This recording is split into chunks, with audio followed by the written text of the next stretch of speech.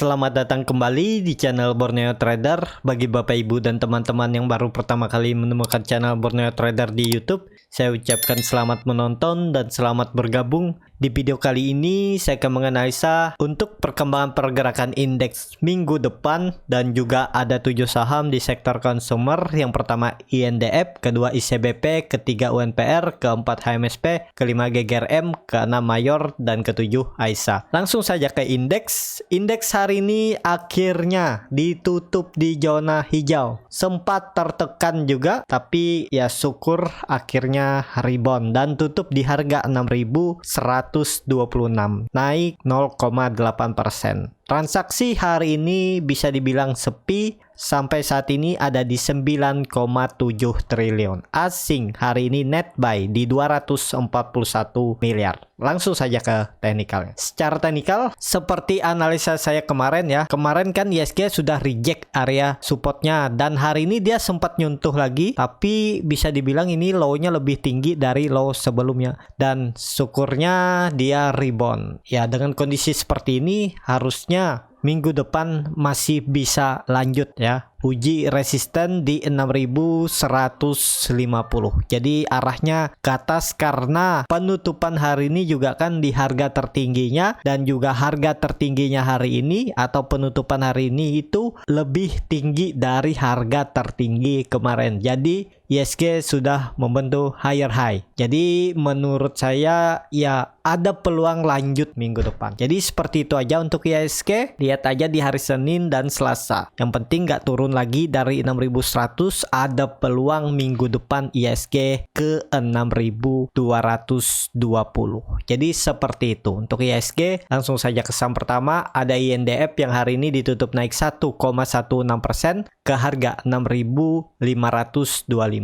Kalau dilihat transaksi asing net buy. Kalau dilihat dari broker summary-nya INDF diakumulasi. Langsung saja ke teknikalnya. Secara teknikal INDF kemarin sempat jatuh dalam ya, itu hampir 5% dari harga tertingginya di 6.500, dia jatuh dalam satu hari ke area 6.200.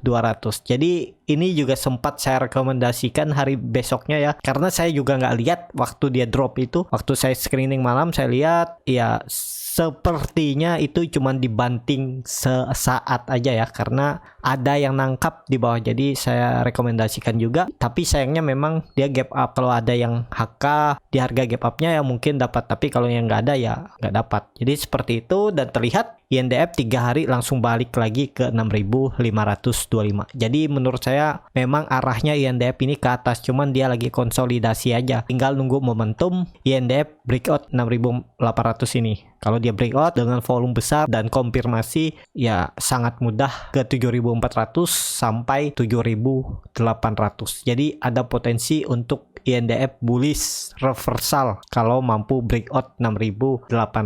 Jadi seperti itu. Apakah bisa spekulasi buy di harga sekarang? Kalau mau spekulasi buy ya tinggal cut loss saja kalau dia turun lagi. Nih di 6.300 bisa cut lossnya sekitar 3% dan target profitnya tarik sampai 6.800, 4,3%. Kalau mau disimpan untuk mid term 3 sampai 5 bulan ke depan juga bagus sambil menunggu Windows dressing Desember dan Januari efek ya. Jadi tinggal kumpulin aja, cicil aja. Kalau mau bertahap cicil, nanti kalau dia koreksi cicil lagi di bawah sampai cukup yang menurut Bapak Ibu lotnya sudah pas ya, tinggal tunggu aja momentumnya naik. Jadi seperti itu. Apakah INDF bisa turun lagi di bawah 6.000? Kemungkinan enggak. Dan sepertinya juga 6.000 ini akan menjadi support buat INDF. Jadi seperti itu. Untuk indikator MACD, garis biru juga sudah mengarah ke atas dan melewati garis 0. Jadi peluangnya INDF harusnya minggu depan masih bisa lanjut. Target 6.800.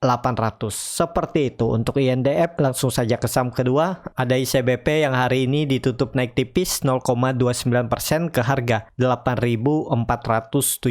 Kalau dilihat transaksi asing net buy. Kalau dilihat dari broker summary-nya ICBP sedikit didistribusi. Langsung saja ke teknikalnya. Secara teknikal ICBP juga ya sempat retest waktu INDF turun tajam di tanggal 31 Agustus. ICBP juga turun tapi dia reject area support nih ya. Nah, dan ini dia naik dan membuat candle inside bar ya. Menurut saya masih bisa naik minggu depan. Arah terdekat itu 8.600 sampai 8.800. Jadi ini bisa menandakan rejection ya. Jadi 2 kali reject dan hari ini dia membuat higher low baru. Jadi harusnya lanjut. Dan juga kalaupun nggak bisa melewati 8.600, ICBP itu akan bergerak konsolidasi di range harga ini. Supportnya 8.350, resistennya 8.600. Jadi sekitar 250 poin ya, 3% lah kalau dari support ke resisten. Memang pergerakannya nggak terlalu besar, tapi kalau Bapak Ibu masuk dengan uang besar juga ya cukup aman di NDF karena pergerakannya nggak volatile. Jadi seperti itu. Untuk INDF, indikator MACD juga membentuk golden cross mengarah ke atas dan garis biru di atas perbatasan garis nol. Volume meningkat walaupun nggak signifikan, tapi kalau saya lihat dengan kondisi seperti ini harusnya minggu depan masih bisa ke atas untuk ICBP. Langsung saja ke saham ketiga. Ada UNPR yang hari ini ditutup naik 2,16% ke harga 4.240. Kalau dilihat transaksi asing, net sell. Kalau dilihat dari broker summary-nya, UNPR didistribusi. Langsung saja ke teknikal. Secara teknikal, UNPR juga bagus ya. Sepertinya UNPR akan mempertahankan area support 4.000. Karena seminggu ini juga UNPR low-nya terus naik. Jadi ini bisa membentuk rounding bottom dan UNPR baru aja breakout dari area konsolidasinya. Konsolidasi kecil menurut saya ini ya. Nih, dan sudah breakout dan breakoutnya juga dengan volume. Jadi ada peluang UNPR seminggu ke depan uji resisten 4.400. Nanti kalau dia gagal baru dia turun lagi. Jadi seperti ini. Ya, bisa naik terus turun, naik turun lagi. Jadi dia bisa konsolidasi di area ini. Ya bagusnya kalau dia bisa breakout 4.400 ada peluang untuk reversal bullish. Tapi untuk konfirmasinya memang 4.800. Kalau sudah di atas ini ya siap-siap reversal untuk UNPR. Jadi seperti itu untuk UNPR. Kalau dilihat dari weekly-nya, candlenya bagus ya, ditutup dengan pola morning star. Jadi ya harusnya bisa lanjut dan juga volume meningkat. Kalau dilihat dari chart bulanan, memang volume saat turun bulan Agustus dia membuat candle hammer terbalik ya. Kuncinya bulan ini harus minimal di atas 4.400, tapi kalau bisa sampai 4.800 itu sangat menarik. UNPR ya ada tanda-tanda reversal, tapi minim-minim dia bulan ini harus tutup di atas 4.400 sampai 4.500 lah. Kalau dia di atas ya semoga ini menjadi candle pembalikan arah. Jadi seperti itu untuk UNPR. Seperti gambaran saya juga ya, kalau dilihat dari monthly-nya kan ini bisa dalam pembentukan wave 2. Ini kan dia impulsif naik wave 1 sampai peaknya itu di 11.550. Kemudian dia terus turun. Dari 2018 dia turun sampai 2021 3 tahun sebelumnya juga dia naik sekitar 10 tahun dia naik. Dari 2008 sampai 2009. Ya wajar lah kalau dia ada koreksi dalam 3 tahun belakang. Dan ini semoga menjadi momentum. Kalau dilihat juga di sini kan ada neckline nih yang harusnya dipertahankan. Nih kalau dilihat. Jadi ini bisa dikatakan area demand-nya untuk UNPR. Jadi toleransi itu 3.800. Kalau jebol udah out aja karena ada peluang bisa sampai 3.000. Jadi dari 3.800 sampai 3.000 tuh masih peluang turun sekitar 20%. Jadi jual dulu. Tapi kalau kondisi seperti ini harusnya aman ya. Semoga bulan ini menjadi tanda-tanda untuk kembali UNPR reversal, walaupun mungkin nggak langsung naik seperti histori sebelumnya ya. Bisa aja dia konsolidasi seperti ini berbulan-bulan terus baru naik ya. Konsolidasi bulan-bulan naik. Jadi seperti itu. Untuk UNPR yang pegang dari atas ya berdoa aja. Kalau niatnya investasi ya tinggal nunggu aja. UNPR kan perusahaannya baik-baik aja walaupun ya labanya aja yang stagnan. Ya itu kalau mereka juga melakukan inovasi nanti bisa aja labanya meningkat. Yang penting fundamentalnya aja dulu kan teruji, sudah UNPR, walaupun ya 3 tahun sudah turun. Iya seperti itu, namanya saham nggak selalu naik, pasti ada turunnya. Nah kebetulan UNPR 3 tahun ke belakang yang memang terlihat tertekan. Ya tinggal nunggu momentum lah, kalau mau bagus ya harusnya nggak sampai jebol 3.800.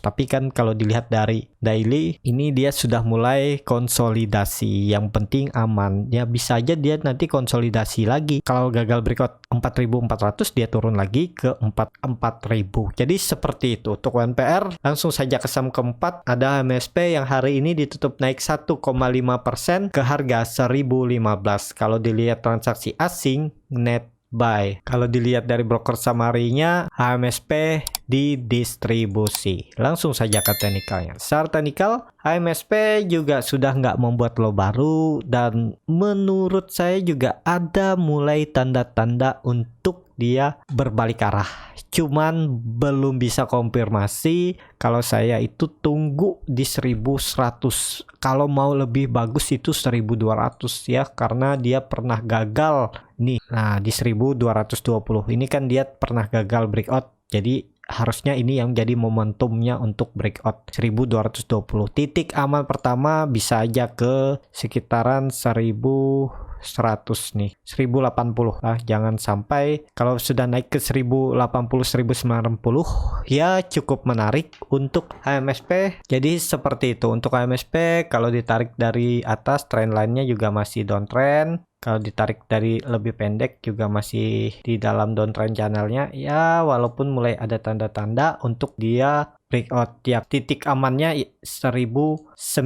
sampai 1100. Apakah bisa spekulasi buy dengan kondisi seperti ini? Karena terlihat juga dia sudah mulai ada tanda-tanda untuk naik, ya tinggal cut loss saja di bawah 1050. Jadi sekitar 6% nih cut lossnya dari harga sekarang. Oh enggak ya, ya 7% lah target profit, hampir sama 7% sampai 8%. Jadi seperti itu. Untuk MSP yang pegang dari atas, tetap hold aja ya. Kalau mau approach down ya ini saatnya, karena dia sudah nggak membuat low baru dan terlihat juga ini membentuk bullish divergence. Harga sahamnya turun, indikatornya naik dan sudah membentuk golden cross, tinggal validasinya breakout 1100. Seperti itu untuk HMSP. Langsung saja ke saham kelima, ada GGRM yang hari ini ditutup naik tipis 1,53% ke harga 33.100. Kalau dilihat transaksi asing kembali net buy. Kalau dilihat dari broker summary-nya, GGRM diakumulasi. Langsung saja ke teknikalnya. Secara teknikal GGRM juga mulai menarik karena dia sudah reject area 32.000. Jadi ini bisa menjadi support kalau Bapak Ibu mau beli GGRM. Tapi kalau mau trading GGRM ini di swing trade ya, karena untuk peluang naik dalam 1-2 hari itu kecil, tipis ya. Strateginya ya di swing trade aja. Potensi profit terdekat 34.000. Ini neckline-nya dulu. Cut loss-nya sekitaran di bawah 31.800. Bisa di 31.700. Risk reward-nya kan 1:1. Kalau mau seperti itu, atau kalau Bapak Ibu sibuk kerja, nggak bisa memantau market, tapi mau beli GGRM misalnya, ya tinggal, kalau saya untuk swing trade targetnya itu 36.000. Ya memang tipis karena kenaikannya tahu sendiri, kalau nggak ada momentum atau story ya agak berat GGRM naik. Nah, tinggal seperti ini. Cut loss-nya pasang di 31.800 atau 31.700 dan target profit langsung pasang auto TP di 36.000. Bisa seperti itu. Kalau mau pasang TP di 40.000 juga silahkan. Potensi nggak nutup gap. Harusnya ada peluang menutup gap. Karena lihat histori sebelumnya juga gap selalu ditutup oleh GGRM. Jadi seperti itu. Untuk GGRM kalau gap di atas memang belum ya. Dan terlihat nih, lihat secara monthly aja. Nah, GGRM kan reject area nih 33.000, 32.000. Nih dia reject ya, semoga ini menjadi bottom, dan terlihat dari histori sebelumnya juga kenaikannya itu bisa sampai 54.000 kalau melihat area konsolidasi GGRM. Tapi ke sana ada prosesnya. Kalau melihat histori sebelumnya sekitar setengah tahun ya, 6 bulan. Nih, dari bawah 1 2 3 4 5 6 bulan, dari bawah 2 4 5 6 bulan. Jadi seperti itu ya. Mungkin January effect atau bulan Februari bisa sampai ke sana atau Maret pas laporan keuangan. Jadi seperti itu ya. Untuk GGRM targetnya swing trade tapi bisa sampai 45.000 sampai 54.000. Tapi sesuaikan kembali, itu hanya analisa, belum tentu juga market berjalan sesuai yang dianalisa ya. Jadi seperti itu untuk GGRM. Langsung saja ke saham ke-6, ada Mayor yang hari ini ditutup di harga 2.200 sama harga penutupan pada hari sebelumnya. Kalau dilihat transaksi asing kembali net buy. Kalau dilihat dari broker summary-nya, Mayor didistribusi. Langsung saja ke teknikalnya. Secara teknikal, Mayor masih konsolidasi dan selalu membuat candle rejection saat coba turun dari 2.200.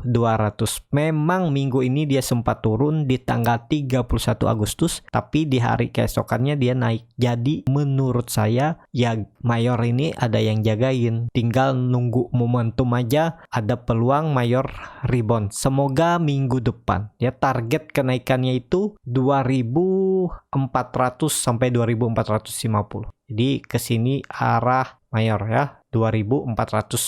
Apakah bisa spekulasi buy dengan harga sekarang? Kalau melihat histori sebelumnya, ini kan neckline. Dia memang sering membuat candle rejection di area 2.200. Tinggal cut loss saja kalau dia turun dari 2.200 nih. Ya bisa cut loss tarik langsung 2.070 dan target profitnya 2.400. Risk rewardnya 1:2. Cut lossnya sekitar 5%, TP-nya 9 sampai 10%.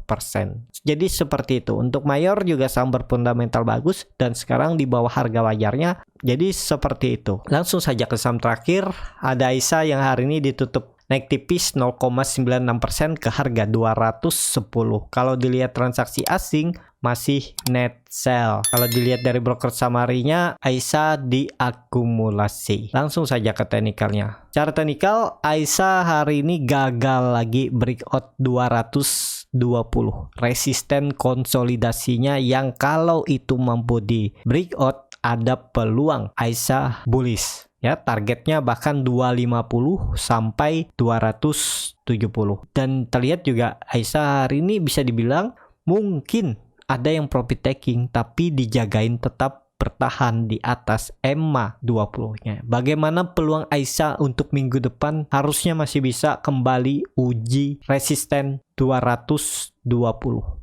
Apakah bisa spekulasi buy? Kalau saya berani spekulasi buy, tapi ini disclaimer on ya. Ini kan saya jadikan watchlist, tinggal saya cut loss kalau tutupnya di bawah 200, bisa di 198 atau 196 dan target profit terdekat 220. Risk rewardnya nggak masuk memang, tapi itu tipis saja ya. Karena peluangnya AISA bakal potensi bagus kalau dia mampu tutup di atas 220 dan nggak false breakout. Jadi itu yang menjadi salah satu keputusan saya untuk membeli AISA. Untuk saya jadikan watchlist dulu. Kalau Bapak Ibu mau coba beli juga, bisa beli di harga 220 atau kalau mau lebih konfirmasi ya tunggu AISA breakout 220. Kalau dia breakout baru Bapak Ibu spekulasi buy juga nggak masalah. Atau nunggu di bawah, nawar di bawah 210. Siapa tahu dikasih di 206, 204 juga boleh. Silakan aja, yang penting kalau dia jebol 200 ya udah cut loss. Saya nggak akan nunggu toleransi sampai 192 ini. Saya akan cut loss di 198